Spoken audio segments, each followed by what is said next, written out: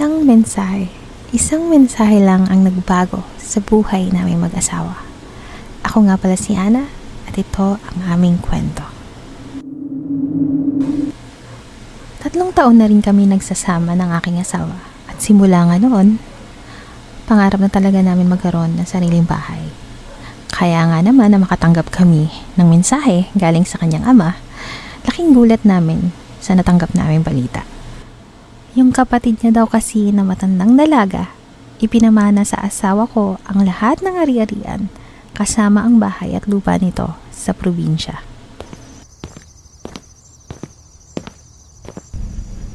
Matagal ka pa ba? Teka lang, saglit na lang to. Titignan ko lang wala na ba tayong nakalimutan.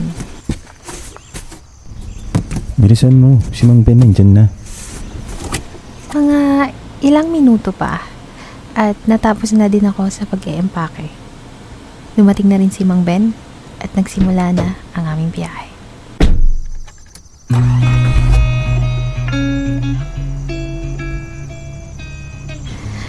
Dahil alam namin na matatagalan pa kami sa daan, namili muna kami ng mga pagkain.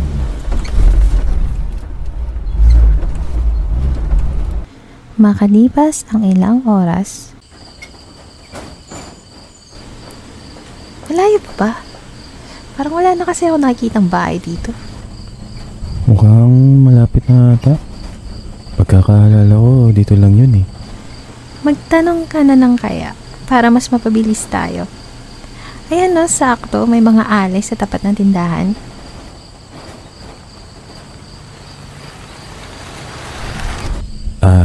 Mawalang galang na po. Alam niyo po ba kung saan nakatira si Estrella Lopez? Sino ka mo hinahanap niyo? Si Estrella Lopez ho?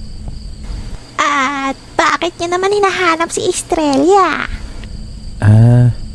Pamangkin niya ho kasi ako eh. Ganun ba? Sige, iho. Dumiretso kayo.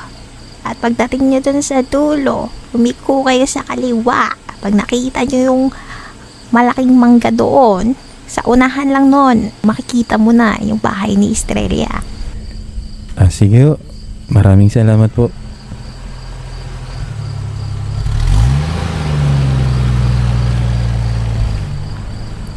Bakit? Anong tinitingin-tingin mo dyan sa labas? Wala lang. Kasi napansin ko, kahit nung hanggang nakaalis na tayo doon, nakatingin pa rin sila sa atin. Ganyan lang siguro sila. Kasi bagong salta lang tayo dito eh. Bagong mukha ba? Nagpatuloy kami sa direksyon na tinuro ng alay. At tama naman. Sa wakas, nakarating din kami. Hindi ko masyadong makita yung bahay kasi medyo madilim na nang nakarating kami. Pero halatang luma na ito. Eto na ba yun? Oo, dito na ata.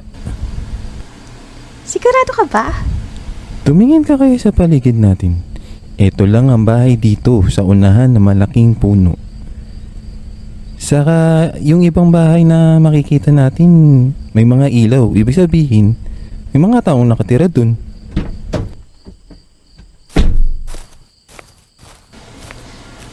Bumaba na kami ng sasakyan at paunti-unting pinasok ang mga bagay sa loob ng bahay. Grabe at sobrang napagod talaga kami sa biyahe.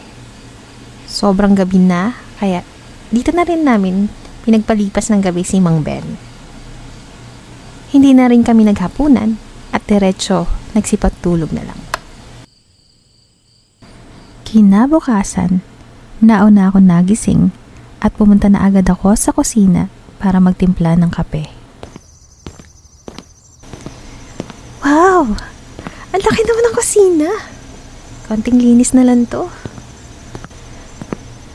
Bago pa man ako makalapit sa lababo, napansin kong may isang pintuan pa pala sa kabilang dulo ng kusina. Ang tanong, saan kaya papunta yun? Gusto ko mang isisain kung ano ang meron doon. Ipinagpaliban ko na muna at nagsimula ng maglinis.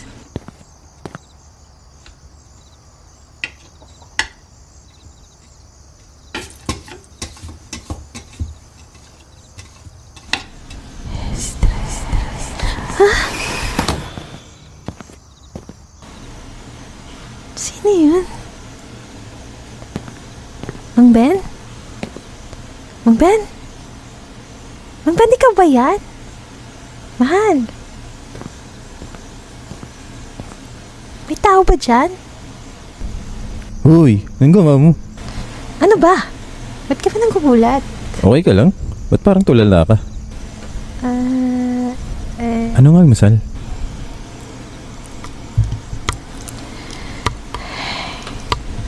Natutulala ka na naman. Okay ka lang ba talaga? Oo, okay lang. Kanina ka pa ba dito? Kabababa ko lang. Galing sa kwarto. Ba't pala? Si Mang Ben, gising na ba? Hindi ko alam. Hindi mo ba tiningnan sa kwartong tinulugan niya kagabi? Wala dun sa kwarto eh. Wala din sa sala. Saan kaya nagpunta yun? Sa labas, natingnan mo na? Baka kasi naglakad-lakad lang yun. O kaya sa sasakyan, tingnan mo. Baka dun siya natulog kagabi. Ah, tama. Sige. Silipin ko lang saglit dun.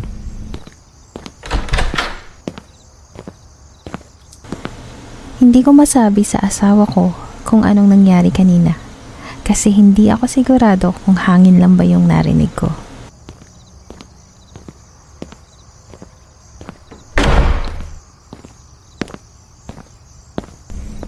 Wala na yung sasakyan? Paano wala? Si Mang Ben, nakita mo ba? Wala nga kahit saan. Pumunta pa kaya ako hanggang labas? Teka, text ko nga at baka sobrang excited lang umuwi at di na nakapagpaalam. Ang sabihin mo, baka takot masermonan ng misis niya. Halika na nga muna dito at kumain na tayo.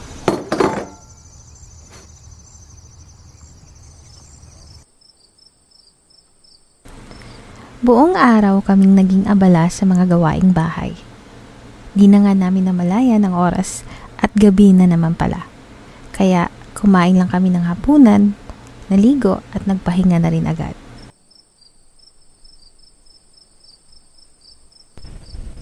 Alam mo, hanggang ngayon di pa rin ako makapaniwala na may sarili na tayong bahay.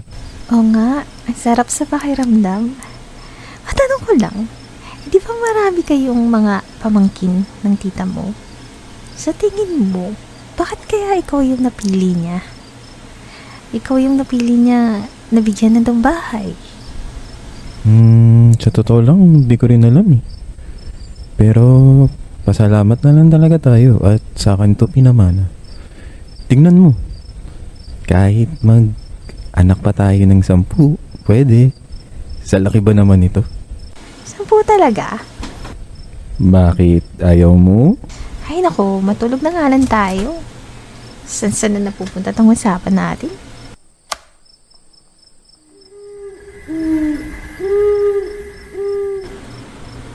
Mahal! Uy, gising! Uy! Ano ba? Ba't mo ba ako ginigising? Nananaginip ka kasi. Binabangungot ka ata. May nakita kasi akong mga babae sa panaginip ko. Mga babae? Panaginip lang yan. Huwag ka na masyado mag-isip. Teka, kuha na lang kita ng tubig sa baba para makainom ka at makatulog.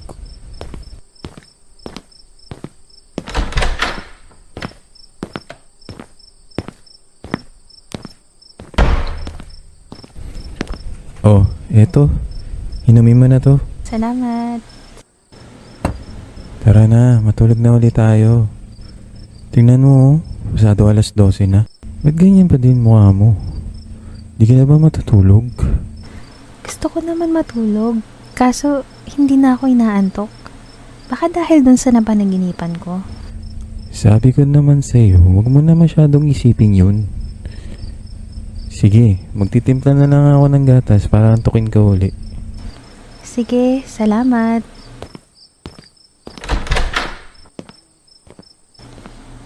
Bumaba ang asawa ko at pumunta sa kusina. Mga ilang minuto pa ang nakalipas, di pa rin siya bumabalik. Kaya naisipan ko na ring bumangon at sundan siya.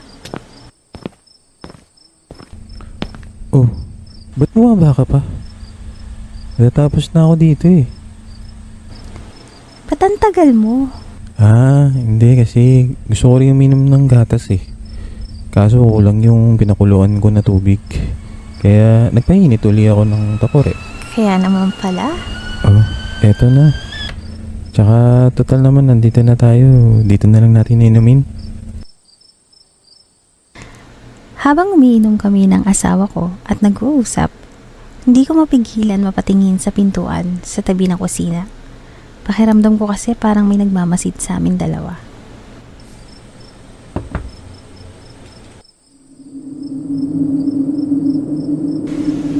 Hindi ako sigurado, pero parang may nakita kong anino na dumaan. Dali-dali kong ininom lahat na natitira kong gatas at niyaya ang asawa ko. Papakyat na kami ng kwarto nang bigla kami nakarinig ng kaluskos galing sa labas ng bahay. Narinig mo yun? Ang alin? Shh! Kakasin magsalita, pakinggan mo. Di mo naririnig yun? Parang hangin lang naman. Hindi. Parang may tao na naglalakad sa labas.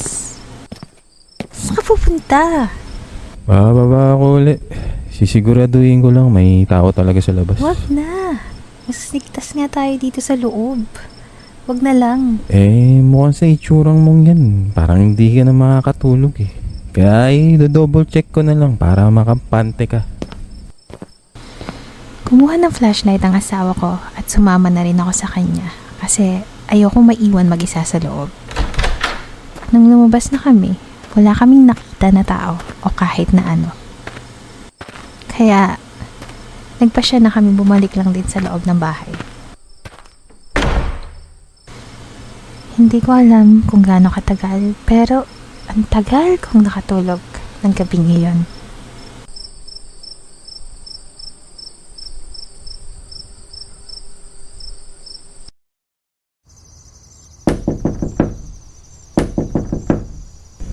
Sino ba yan? Ang aga-aga.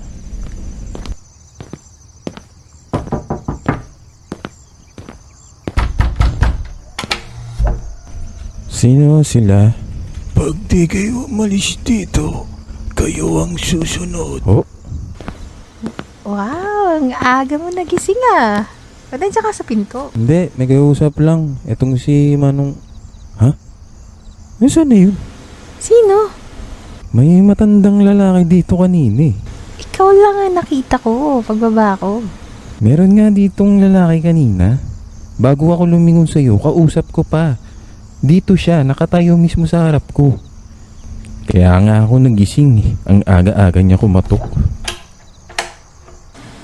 Sinara na lang ng asawa ko ang pinto at kamot ulo na dumiretso sa kusina. Hindi ko alam kung pinagloloko niya lang ako o seryosong may nakausap siya kanina.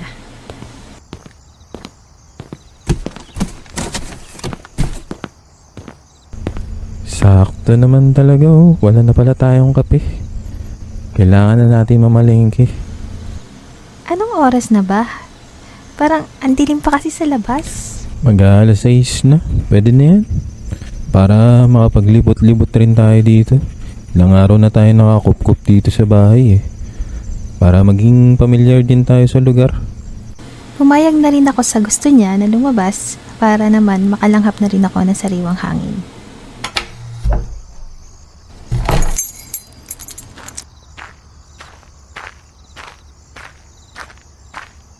Habang naglalakad-lakad kami at papalayo na sa aming tirahan, bigla kaming nakarinig ng mga tao na parang bumubulong.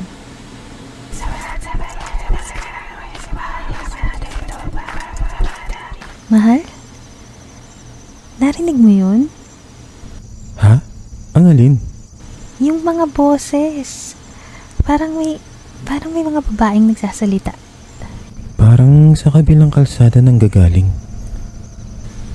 Nung mga panahon na iyon, tinuturo ng asawa ko yung direksyon sa unahang kalsada na may papaliko sa kaliwa at sa kanan. Bigla niyang hinawakan ng kamay ko at dahan-dahan na hinila para sumunod sa direksyon na pupuntahan niya. Hindi ako nagsasalita at tahimik lang kaming dalawa na naglalakad. Bago pa kami makarating sa palikong kalsada, palakas ng palakas ang mga boses nila. Kaya hinila ko pabalik ang kamay ng asawa ko. Huwag na tayo masyadong lumapit. Oo nga. Sisilipin lang natin dito sa gilid saglit. Pumwesto kami sa tabi ng puno at dahan-dahan na sumilip sa kalsada. Nakita namin yung mga babae na nakaputi at naglalakad sa gitna ng kalsada. At nang bigla na lang akong hinila ng asawa ko at yung mukha niya, Man, para bang nag-aalala. man. Oh, bakit? Okay ka lang?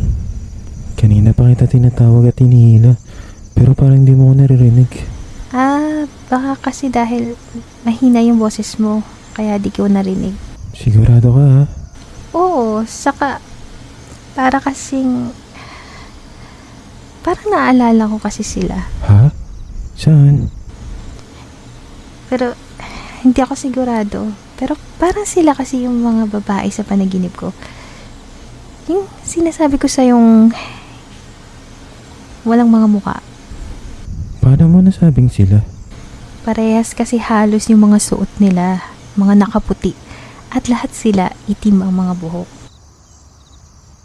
Habang nag-uusap pa kaming dalawa mag-asawa, bigla na lang nawala yung mga naririnig naming boses.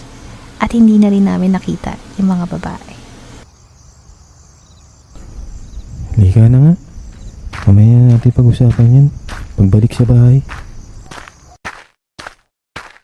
Sabi nga nila, mahirap mag-isip pag gutom. Kaya dumiretso pa din kami ng asawa ko sa pamamalengke.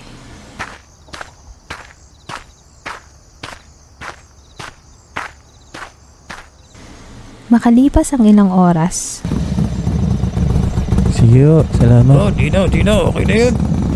mahal, Ano? tignan mo, Ang ano? yung pinto ng bahay natin nakabukas. Ha? Hindi mo ba sinara ng maayos kanina? Nakalock yan. Sinigurado ko yun kanina. Saka, nalimutan mo na ba? Ikaw yung huling nag-check niyan? Nakita ko sa mukha ng asawa ko na siya mismo hindi na sigurado sa nangyayari. Naglakas loob kaming pumasok sa bahay at napansin namin na halos lahat ng pinto nakabukas pati ang mga bintana.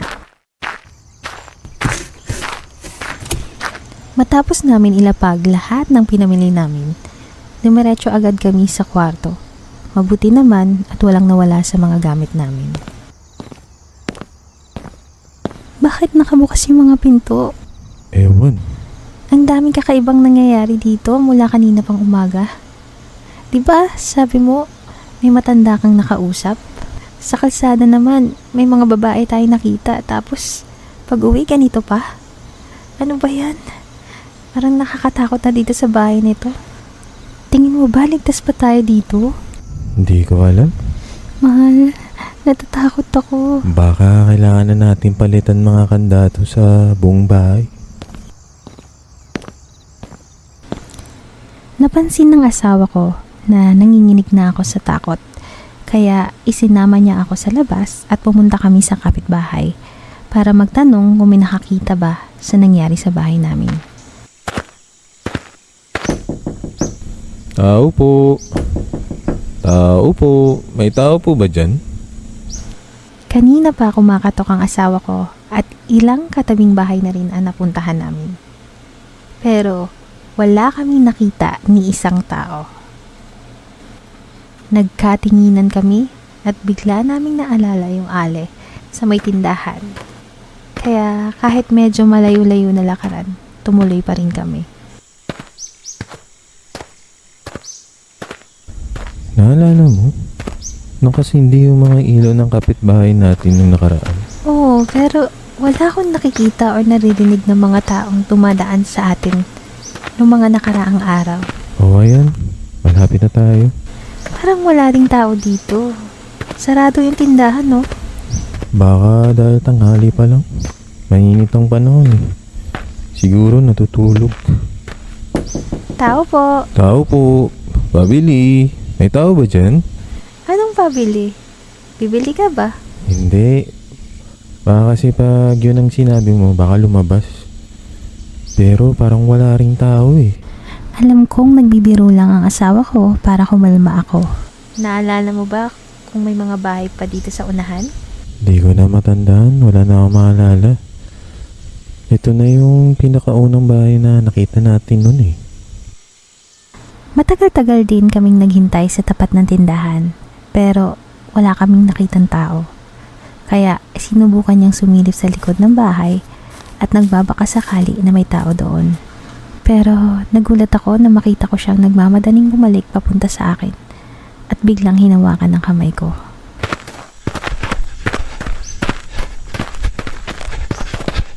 Bilis. Bilis na natin bumalik sa bahay. Ha? Bakit? Anong nangyari? Hindi sumasagot ang asawa ko, kaya hindi na ako nangulit pa.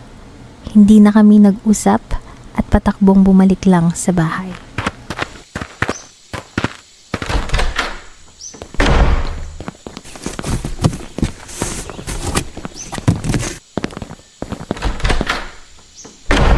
Hindi ko maalala ang eksaktong nangyari.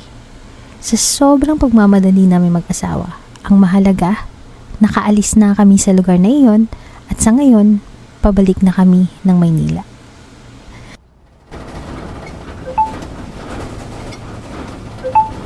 Sino nag-text sa'yo?